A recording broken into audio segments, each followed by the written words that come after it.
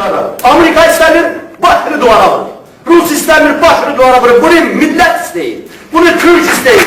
Əgər o zaman bir şərəf Türk deyə bilmirsə, mənim gəncilikim bugün Türk deyil. Bu millət, bu hərəkatın varisi, ey gəncilik, bizik. Bu hərəkatın varisi Təbrizdir.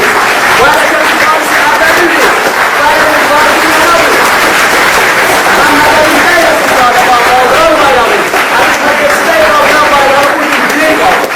Bu bayrağı bağladılar bu yüzüne Azərbaycanın yüzeyində. Bunlar nə bağlıdırlar, nə komünizmə bağlıdırlar, nə şahsılığa bağlıdırlar. Bunlar millətçidirlər.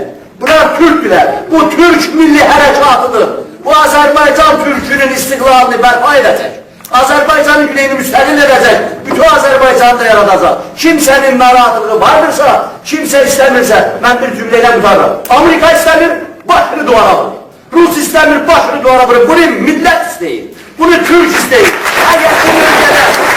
Əgər bu bölgədə, Erməniyə, Kürdə, Ərəbə, varsa bir haqq varsa, bu Türk'ün hakkı var. Bu toprakların sahibi Türk'tür ve Türk yaşayacak devletini yaratacak.